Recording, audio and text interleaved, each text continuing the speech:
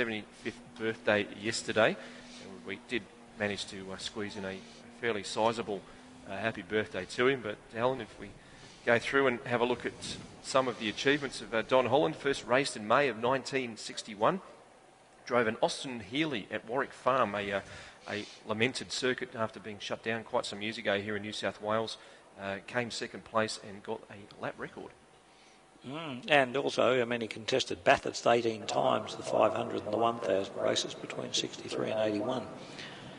Enjoyed six class wins in a Morris Cooper and a Morris Cooper S, a Tirana XU1 and a Mazda RX3 and 4 class seconds. So, you know, that's phenomenal. And of course, can you imagine running around Bathurst in a Mini? And in those days with string wire fences at a lot of places. Well, we talked about Bob Brown yesterday and earlier today, of course, with his Falcon, but the lack of safety compared to what we have nowadays. I was up there a few years ago for the Bathurst 12-hour when it was absolutely torrential, and at the top of Conrod they had a tree, lost its rooting and actually fell across the track, and we're all expecting, this is going to, in literally 10 or 15 minutes they had the tree chopped up, gone, and race could recommence. And it was Rocco Ronaldo, and one of the diesel Alphas was the first car on scene, and he said to me later on that, this is what you see in movies, you don't see it in real life. Exactly right, and of course, it's interesting, Don driving the XU1 there, what a great car that was in the history of motor racing in Australia. I couldn't quite afford one of those. The insurance would kill you, in those days, because they classified them as sports cars. This is the LC version. They had the 186 engine underneath the bonnet. Yeah, I had a 2.6 version of that, manual, for a few years. And I've got to say, it went well. Yeah, very light, very nimble car. For what they were at the time, they didn't have the radial tuned suspension that Holden got hold of in the mid-70s, of course.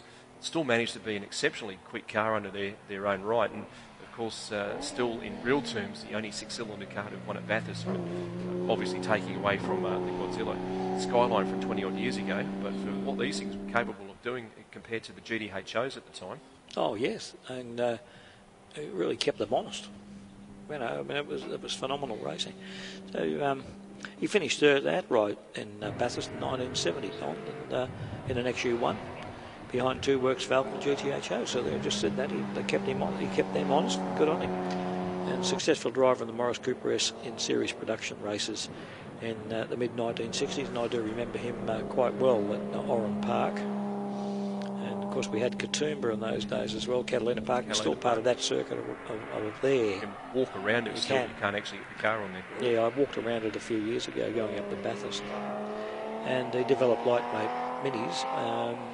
In the sports and events, regularly running at the front, and engaged a frenetic dicing with John Leffler and Lynn Brown and Peter Brock. And I've got to say, I remember those blokes all together, and they were a formidable group of people, as we all know.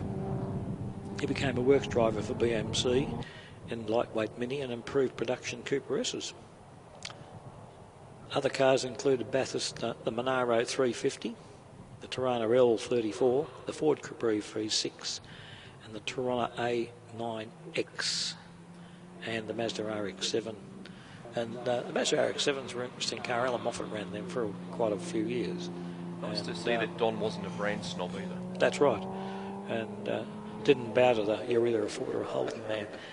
And but those RX-7s, Alan Moffat, I remember him saying he used to have to get them up to about 3,500 and keep them there so as they'd perform. And but they were a great car in their day too. After a 22-year spell from racing, he purchased his first of a succession of Reynard Formula Fords in 2003 and regularly ran at the front of the field until finally retiring from active competition in 2013.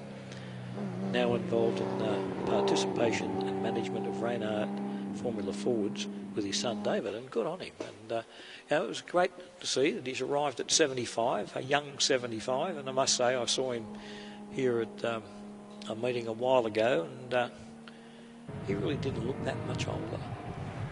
We've talked about this already. It is something it's in your blood. A great example, and it's not to do with motorsport per se. George Burns. Kept himself young, got to 100 and said, look, I'll get to 100. And literally a few months after that, he fell off the perch. It's what keeps you going as we're watching Don Holland circulating in that LC XU1 going around the circuit. Immaculately paired car. Beautiful glossy red paint on it. He's not exactly mucking around either. So what a great thrill for him and a great honour, and it's great of the HSRCA and the ARDC to celebrate his birthday and allow him to do this. I think it's fantastic. Yeah, it's a car that I had. I had a 161 with a 3-speed manual under the bonnet, and bought the car, and it was a bright blue metallic bonnet, XU1 body kit on it, including the gills. The body colour was all white though. Did you have drum brakes like mine? I think it did. Yeah, and a buggered clutch to start off with as well.